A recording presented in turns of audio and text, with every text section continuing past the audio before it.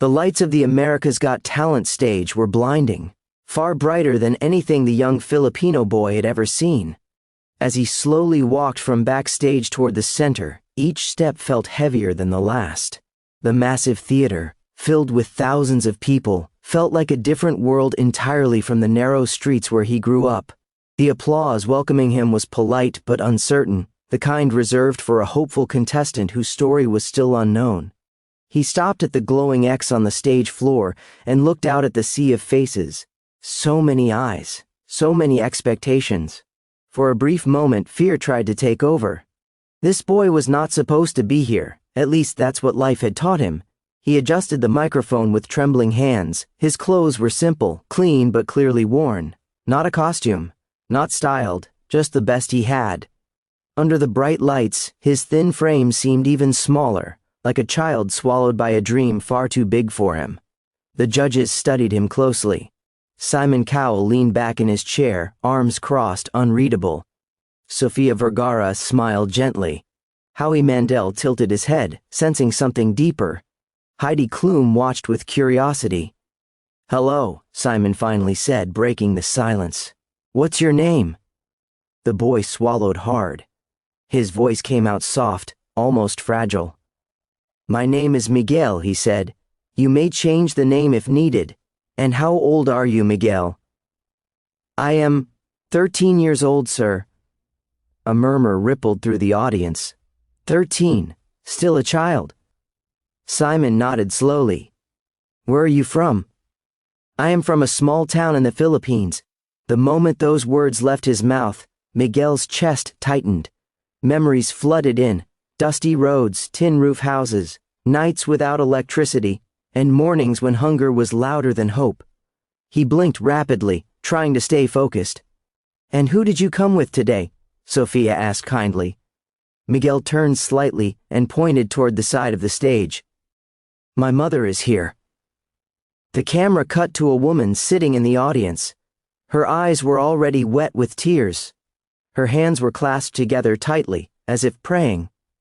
She smiled at her son, but behind that smile lived years of sacrifice, exhaustion, and unspoken pain.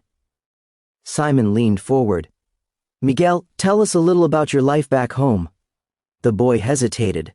This was the hardest part, not singing, not standing on the stage, but opening the door to a life he had spent years trying to survive quietly.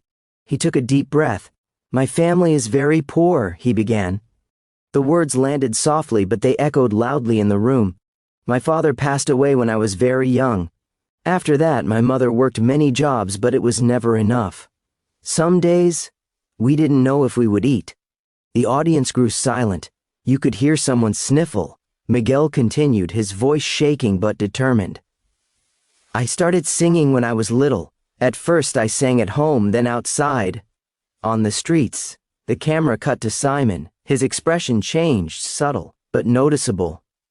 "I would sing near markets, bus stops, sometimes outside restaurants," Miguel said. "People would stop. Some would listen, some would give coins. Sometimes, nothing."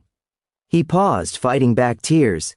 "But I kept singing," he added quietly, "because singing made me forget how hard life was."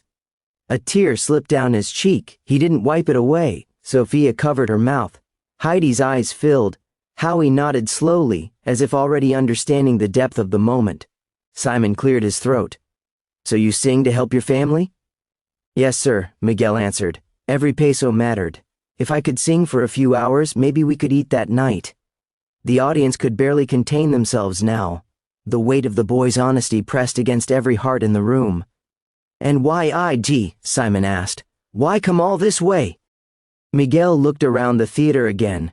The lights, the judges, the audience, the cameras broadcasting to millions around the world.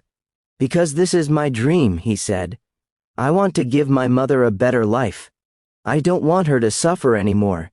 I want to prove that even a poor boy from the Philippines can do something special." His voice cracked on the last word. "I know I don't have money," he added. "I don't have fancy clothes or training. But I have my voice. And my heart." The theater was completely silent now. Not a single cough, not a shuffle of feet. Even Simon sat still, eyes fixed on the boy. Miguel took another breath. Music saved me, he said. When I sing, I feel like I am free. Like I am not poor, like I am someone.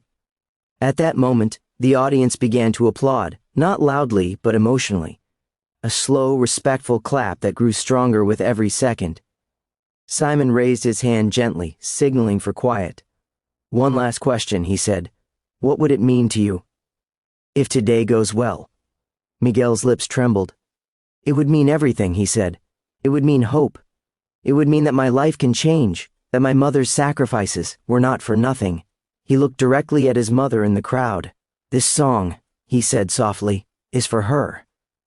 The camera caught her breaking down completely, tears streaming freely as she covered her face.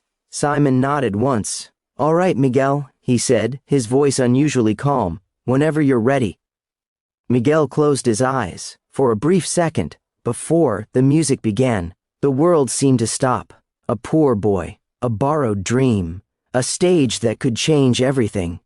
And in that silence, you could feel it. Something unforgettable was about to happen. The first note of the music floated gently through the theater, soft and almost fragile, like a whisper asking for permission to exist.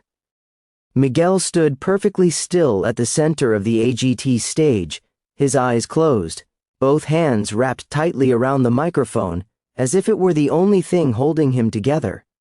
The spotlight narrowed, isolating him from the massive stage, turning the world into nothing but a boy and his voice. For a moment, it sounded like he was afraid. Then he sang. The sound that came out of him didn't match the small body standing under the lights. It was rich, deep, and filled with an aching sincerity that reached the audience before anyone had time to prepare. His voice trembled, not from weakness, but from emotion, as though every word carried the weight of his past. The judges froze. Simon Cowell's eyebrows lifted slightly. He leaned forward in his chair, his expression changing from curiosity to surprise within seconds. Sofia Vergara's smile disappeared as her eyes widened. Howie Mandel stopped moving entirely, his hands resting on the desk. Heidi Klum slowly shook her head in disbelief. Miguel sang the first verse softly, carefully, almost respectfully, like he was telling a secret rather than performing. His accent gave the lyrics a raw honesty, turning familiar words into something deeply personal. It wasn't just a song anymore, it was a confession. The camera cut to the audience. A young woman in the front row wiped her eyes before she even realized she was crying. An elderly man closed his eyes, nodding gently to the rhythm. Somewhere in the crowd, a mother pulled her child closer, as if sensing something sacred unfolding in front of them. Miguel opened his eyes halfway through the verse. And that's when everything changed. He lifted his chin, took a breath, and allowed the pain he had been holding back for years to pour out. His voice grew stronger, fuller, filling the entire theater. The notes soared, clean, controlled, and heartbreakingly pure. Gasps echoed across the room. Simon's mouth fell slightly open. That was the moment everyone realized this was no ordinary audition. This was a life speaking through music. Miguel's mind drifted as he sang. The stage disappeared. He was back on the streets of his hometown, barefoot on cracked pavement, singing under the burning sun while people passed him by. He remembered the nights when he sang until his throat hurt, just to earn enough coins for rice. He remembered his mother pretending not to be hungry so he could eat. And all of it, every sacrifice, every tear, flowed into his voice. The chorus arrived. Miguel closed his eyes again and released everything. The sound that erupted from him was powerful enough to send chills through the entire theater. It wasn't loud for the sake of being loud. It was controlled, emotional, perfectly placed. His voice cracked slightly on one note, not a mistake, but a wound opening, and that single imperfection made the moment devastatingly real. Sophia pressed her hand to her chest. "Oh my God," she whispered. The audience began to react instinctively, hands covering mouths, heads shaking in disbelief, tears streaming freely. The music swelled behind Miguel, but his voice cut through it effortlessly, commanding every corner of the room. The camera found his mother. She was crying openly now, her shoulders shaking. She mouthed the words of the song, her eyes never leaving her son. Every note felt like a thank you. Every lyric felt like an apology. Every breath felt like love. Miguel stepped slightly forward as he sang the second verse, gaining confidence with each line. His fear had melted away, replaced by something far more powerful: truth.